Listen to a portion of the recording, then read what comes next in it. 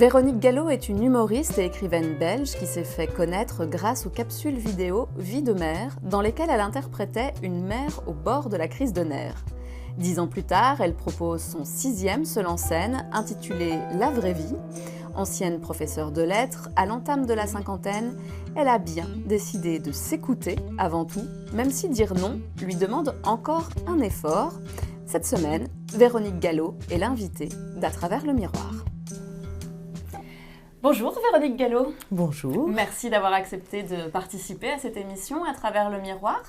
Alors, je vous rappelle la règle, en fait, nous sommes un peu comme chez le coiffeur. Oui. Voilà.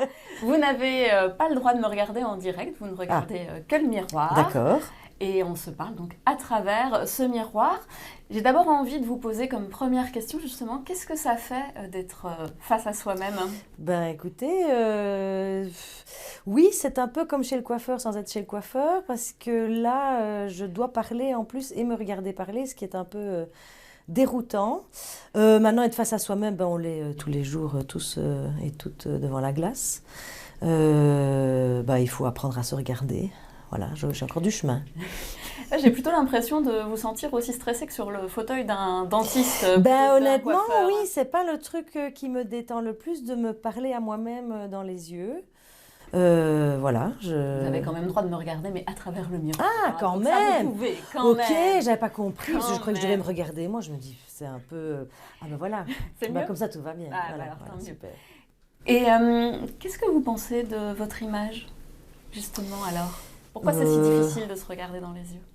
Alors, ce qui est difficile de se regarder dans les yeux, ce qui est difficile là-dedans, c'est sans doute peut-être le fait de voir tous ses défauts, parce qu'on a tendance à être tous très durs avec nous-mêmes, et moi la première, donc c'est un des grands sujets que j'aborde dans tout ce que je fais, parce que j'essaye justement de développer la bienveillance et d'essayer d'être gentil avec moi-même, mais il m'a fallu du temps pour comprendre les petites voix intérieures qui pouvaient me malmener. Et il y en a beaucoup. Il y en a beaucoup encore aujourd'hui ?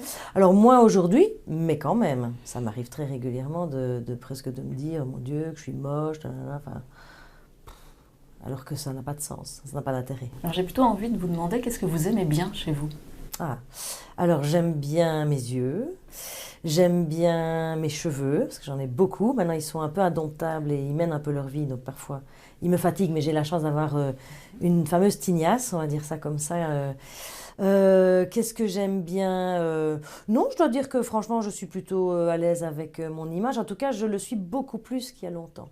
Quand j'étais jeune, ça a été plus compliqué. C'était à l'adolescence que c'était compliqué ? À l'adolescence, et puis jeune femme, jeune maman.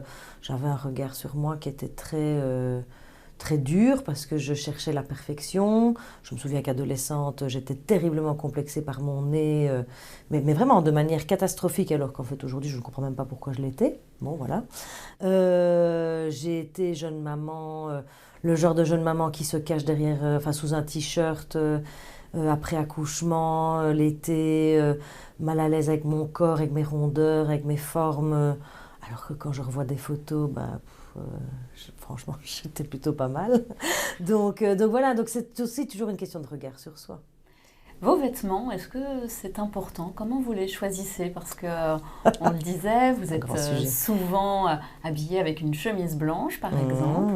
Ça fait partie d'une image qui est travaillée, ou alors, c'est tout simplement, vous n'avez que des chemises blanches dans votre placard ? Alors non, je n'ai pas que des chemises blanches, mais je mets tout le temps la même chose. C'est-à-dire que, en fait, j'ai une vision qui n'est pas du tout féminine des fringues. C'est très bizarre parce qu'en fait moi je rêverais d'avoir une penderie comme ont les hommes, c'est-à-dire une fois qu'ils ont trouvé une chemise qui leur convient, ils prennent la blanche, la bleu ciel, la bleu marine, la rouge, enfin voilà, il y a les polos pareil, les pantalons pareil, les chaussures pareil, voilà. Et alors c'est facile, on sait ce qu'on met. Donc pour moi en tant que femme, c'est quelque chose de, j'ai pas un plaisir dingue à m'habiller, ni à faire du shopping. Je ne sais pas pourquoi d'ailleurs, mais j'aime bien les vêtements plutôt non-genrés. En fait, ouais, je suis plutôt androgyne en fait, dans ma manière de m'habiller. Donc je ne vais pas mettre des robes avec des décolletés, des trucs comme ça ne me parle pas du tout. Ça a toujours été ça ? Oui, déjà petite.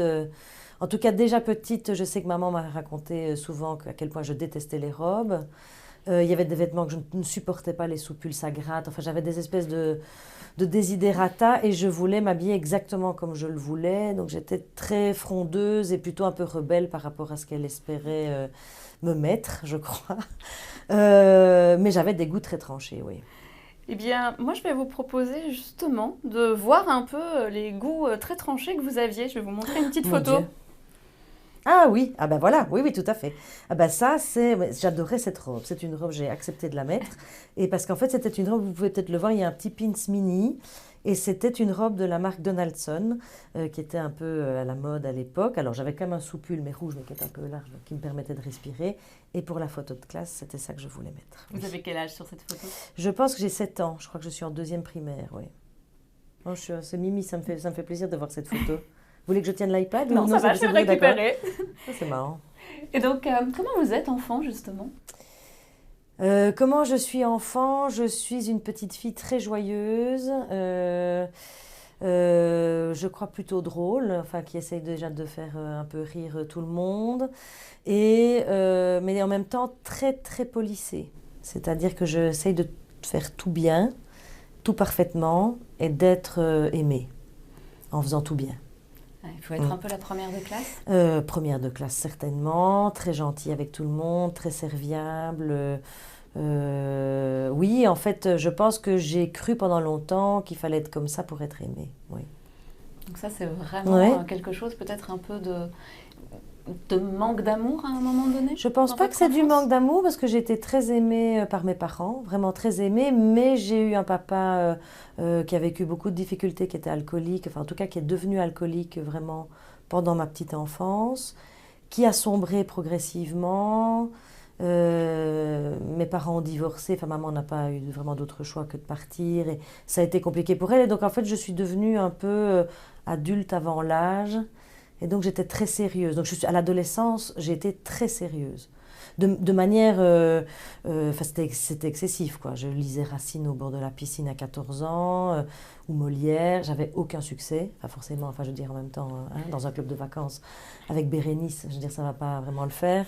Donc j'étais très sérieuse. Et puis, je me suis lâchée par après. En fait, donc j'ai fait un chemin un peu inverse. Il y a des personnes qui font plein de conneries à l'adolescence. Enfin, moi, j'ai pas fait plein de conneries, mais qui sont libres. À l'adolescence, c'était pas mon cas. Vous vous êtes permis d'être plus libre Oui. après? Ah oui, oui. Une fois que j'ai eu 18 ans, une fois que j'ai fait mes études supérieures, une fois que j'ai trouvé qui j'étais, alors je me suis autorisée... Ah oui, je suis plutôt une bonne vivante, oui. Votre enfance aussi, vous l'avez en partie racontée dans votre roman. Oui. Qui s'appelle Tout ce silence. Voilà, merci. Non, pas de souci. Pour le petit trou qui s'appelle Tout ce silence, effectivement. Vous racontez aussi vos origines italiennes, vous racontez le cancer de votre grand-mère. Oui. Tout ça, on comprend quand même que c'est assez lourd. Vous aviez besoin de le raconter à l'âge adulte? En tout cas, j'ai eu besoin de raconter son histoire à elle pour comprendre mon histoire à moi, je crois. Parce qu'en fait, après le décès de mon père, donc c'est comme ça que je me suis retrouvée à m'occuper de ma grand-mère, puisque mon papa était décédé et elle enterrait, elle, son 2e fils, puisque le frère de mon papa s'est pendu quand j'avais 9 ans. Donc, en fait, c'est des trucs... c'est une histoire de famille qui est assez lourde. Et j'avais besoin... Enfin, j'ai eu cette chance, en fait, de pouvoir l'accompagner jusqu'au bout. Ce qui, à l'époque, ne m'a pas semblé une chance, parce que j'avais 27 ans ou 26 ans. Oui, 26 ans, j'étais enceinte jusqu'aux yeux, donc j'avais un peu autre chose à faire et pas envie du tout de m'occuper de ça. Mais sur le moment, ça a été compliqué, mais après, en fait, j'ai réalisé à quel point ça avait été un cadeau de l'accompagner jusque dans la mort et puis de parler avec elle de sa vie, elle qui avait été si taiseuse sur sa vie, et de comprendre, en fait, d'où elle venait et ce qui faisait que moi, j'étais celle dans la famille qui avait besoin de dire. Mais je viens d'une famille de silence, donc en fait j'avais besoin de raconter et ça m'a vraiment permis de me comprendre moi-même en fait, ce roman. Ça vous a permis de oui, de me trouver, de comprendre qui étaient les miens, d'accepter aussi qui étaient les miens, parce que c'était un héritage qui n'était pas le plus glorieux, on va pas se mentir, et de comprendre qui j'étais dans cette filiation et ce que je venais faire là.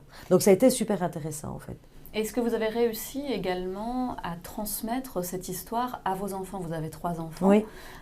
Est-ce qu'ils savent un peu tout ça? Est-ce qu'ils comprennent, mais sans leur transmettre aussi éventuellement vos craintes? Ah ben alors toujours compliqué, ça.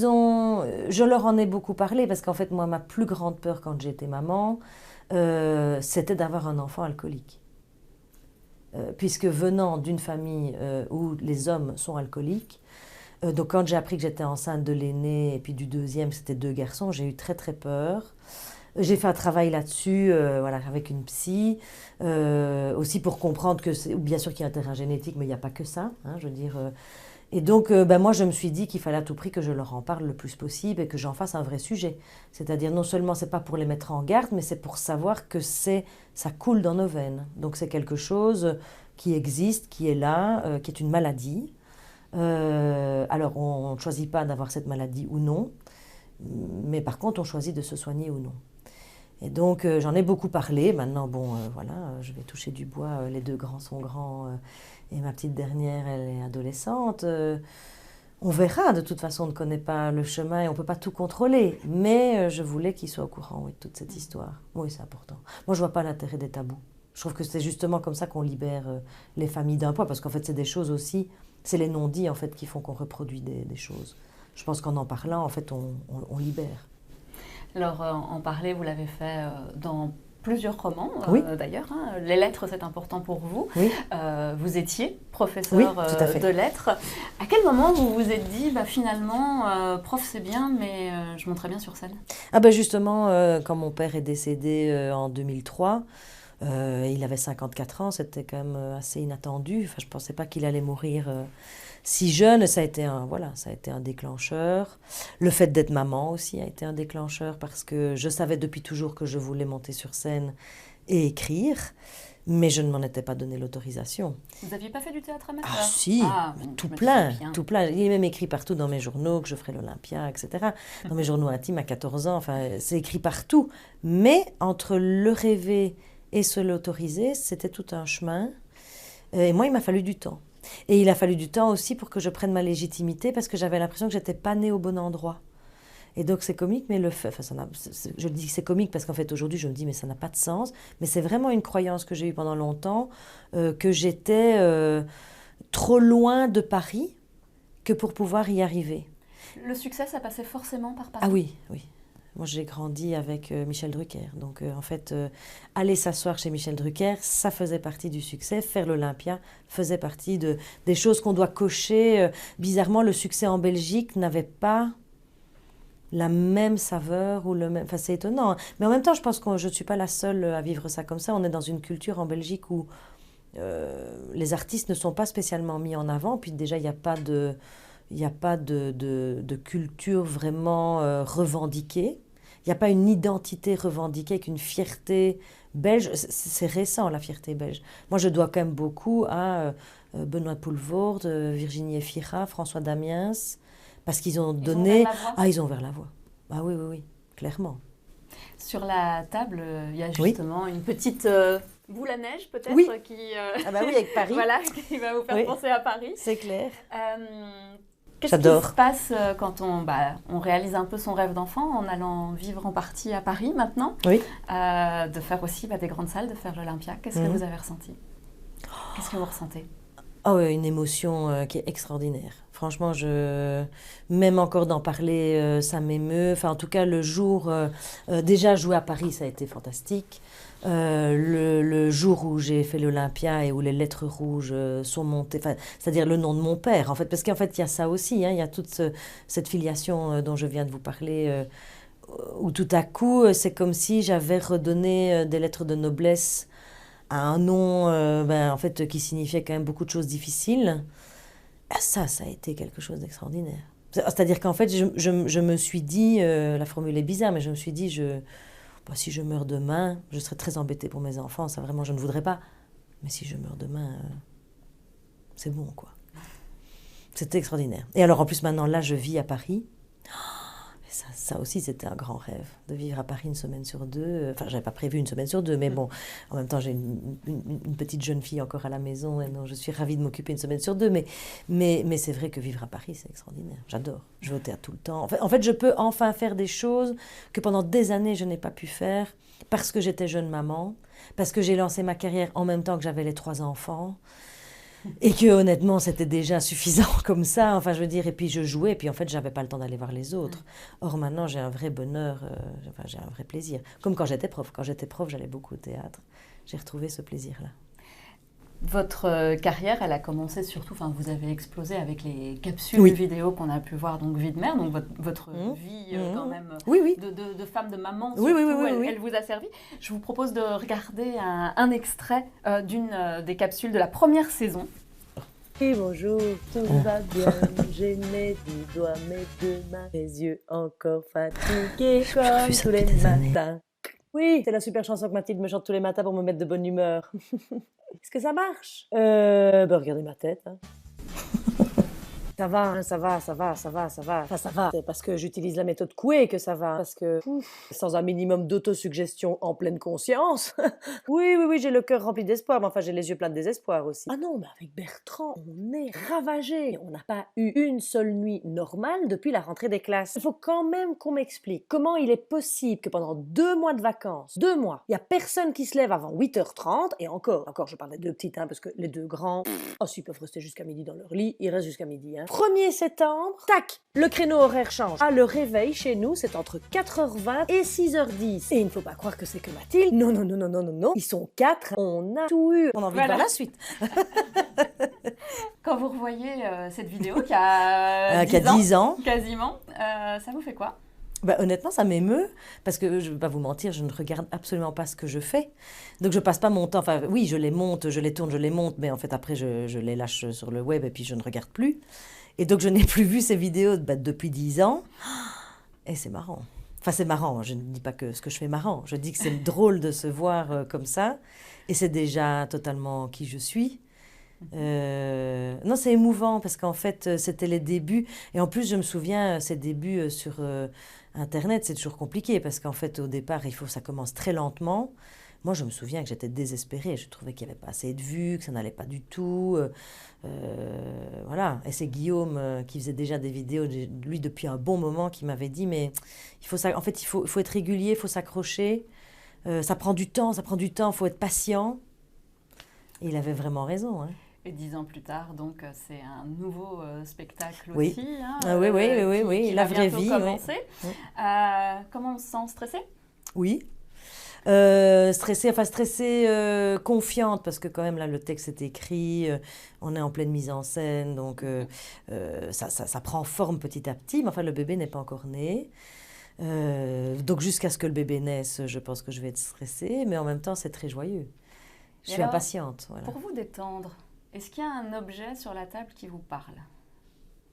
Mais alors, je vois bien que ce truc-là doit bien servir à quelque chose, mais honnêtement, mis à part, je ne sais pas. En fait, je me suis demandé depuis que je suis arrivée ce que c'était.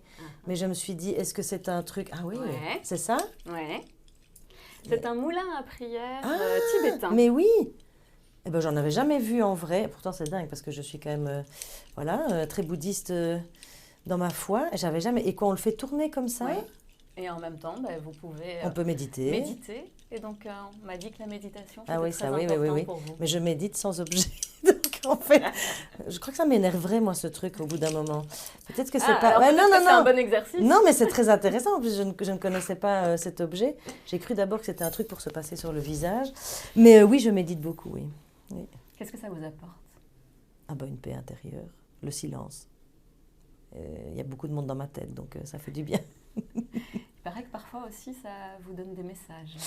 Oui. Il faut aller à certains endroits. Oui, je suis assez connectée, oui, c'est clair.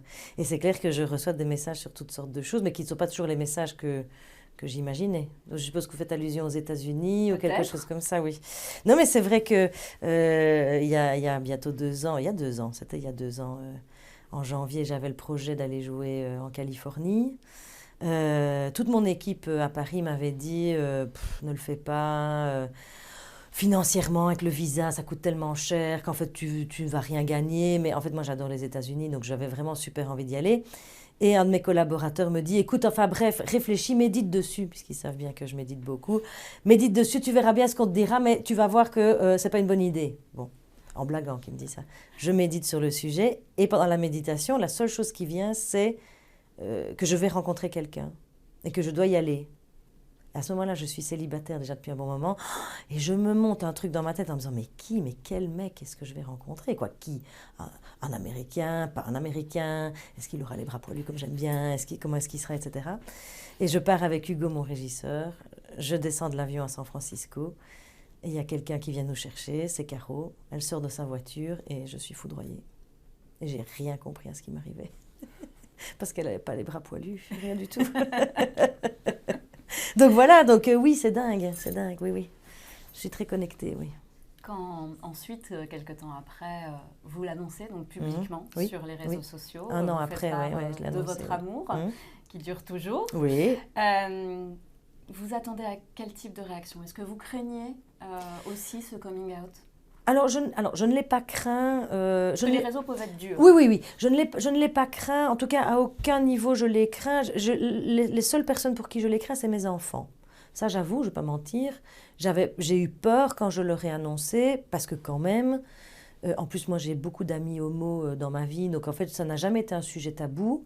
Et à aucun moment, ça n'a été quelque chose que je m'étais caché. Donc, ce n'est pas un truc que je sais de moi depuis mes 14 ans et que j'aurais... ça peut arriver aussi, que parfois on occulte quelque chose. Ici, ce n'est pas le cas. Donc, en fait, mes enfants, j'avais peur pour eux. Et eux, c'est leur génération. Alors, eux, ils ont trouvé ça... voilà, que ce soit un homme ou une femme, en fait, globalement, ça n'imposait pas de souci. Et puis après, les réseaux sociaux, là, je me suis dit que... je ne pouvais pas continuer à faire croire que j'étais seule. De la même manière que je n'ai pas réussi à faire perdurer la famille avec Bertrand parce que en fait j'avais divorcé, donc à un moment donné ça n'a plus de sens. Oui, et je n'ai pas du temps qui passe, du divorce, etc. J'avais besoin aussi d'être alignée par rapport à qui je suis. Et puis en fait le souci, et ça c'est arrivé plus vite que ce que je croyais, c'est que on me reconnaît beaucoup dans la rue. Donc beaucoup de gens demandent à faire des photos et j'avais envie de pouvoir me promener main dans la main. Et j'avais pas envie qu'on me vole ce truc-là, en fait. C'était tellement une histoire incroyable et belle et sublime à tous les niveaux que je me suis dit, il faut que moi, je puisse la raconter comme je l'ai vécue. Vous vouliez maîtriser, en fait, la communication dessus? Oui. Et je voulais mettre des mots et qu'ils soient les miens. Et à partir du moment où le texte est écrit, je me suis dit, voilà, après, c'est les réseaux sociaux. Il va sans doute y avoir plein de méchanceté. Mais je me suis dit, parce qu'il y a plein de gens qui m'ont dit, oui, mais tu vas perdre ton public. Je dis, si je dois perdre mon public là-dessus, c'est que ce n'est pas mon public, en fait. Voilà. Aujourd'hui, vous êtes alignée? Oui. Enfin, comme je l'étais déjà avant, en fait, je n'ai pas l'impression d'être plus alignée aujourd'hui. Par contre, je suis plus sereine, oui. Le temps qui passe, c'est une question aussi que vous traitez, en tout cas que vous traitiez dans le que je vais encore traiter, parce que ça ne s'arrête jamais. Voilà. Là aussi, sur la table, il y a pas mal de choses peut-être qui... J'adore. Je suis très produit. J'ai une espèce de petite... Comment ça se fait? C'est quoi cette passion pour les parapharmacies?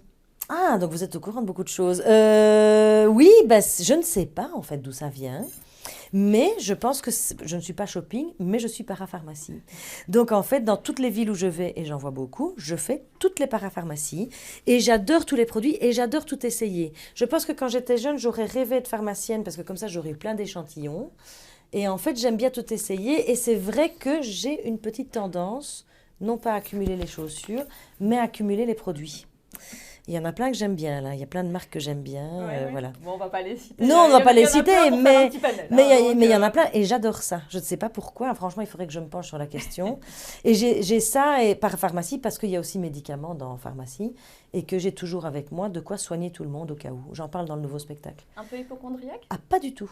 Alors moi, j'ai absolument pas peur de la maladie, ni de la mienne, ni de celle des autres. Absolument pas. Mais je peux intervenir à tout moment. C'est-à-dire que je peux, si vous vous étouffez là maintenant, je peux vous sauver.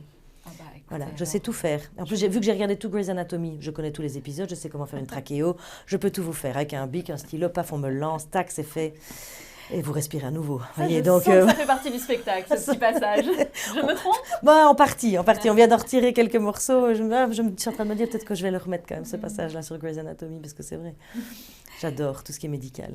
Qu'est-ce qu'on va trouver dans ce spectacle, donc on va retrouver mon personnage dont les deux grands ont pris leur envol. Donc, en fait, tout à coup, il y a un monde qui change, puisque les deux grands, c'est normal, à leur âge, volent de leurs propres ailes tout doucement.